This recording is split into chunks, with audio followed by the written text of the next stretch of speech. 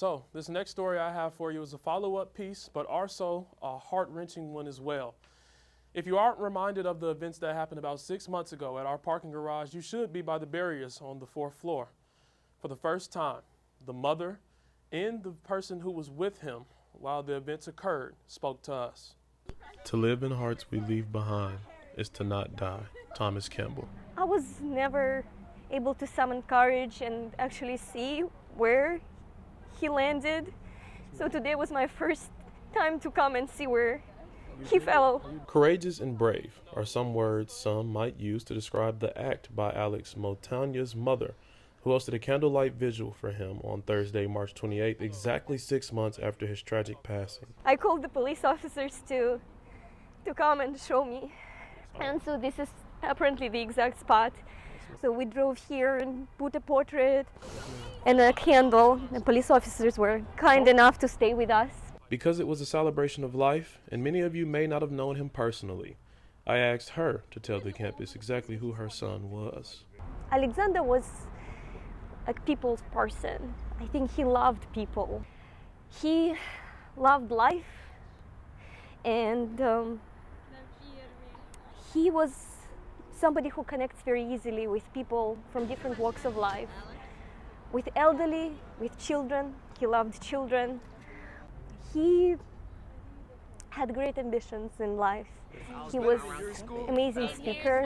He was a very big social media influencer with over 2 million likes. He was a philosopher.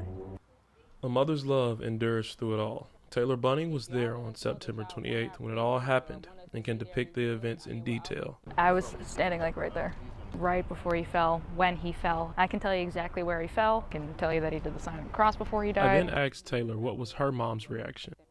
She came and picked me up a few hours later after I called her about what happened. I was hysterical. She drove all the way from Louisiana to come get me in the middle of the night, even though she had work the next day. We were informed about the vigil because of these two Yik Yak posts that gained traction that very night.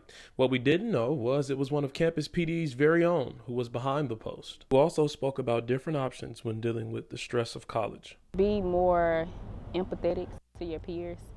If it's 2 o'clock in the morning, if it's 3 o'clock in the morning, call us. We're here all night. We'll come sit with you. We'll talk to you. We'll get counseling services on scene for you if you need it. Everybody I've asked about him is like, oh yeah, Alex. Everybody loved him. And it's a lot of stress being in college sometimes. It's a very new experience for people. Like your world's being completely flipped on its head. I think small reminders that it's going to be okay from like your peers, that would help a little bit because it's scary being an adult. I didn't actually know how many people like that out there. And I started talking to people. I realized somebody would say, oh, I lost my brother, or I lost my father to suicide. I lost my sister. And it's much more prevalent than sometimes we realize that it is.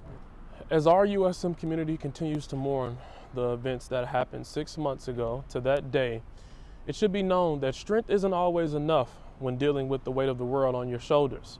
And to Alex, though you may have left us that day, you still live on through our hearts. I'm Bethal Miles, SM TV.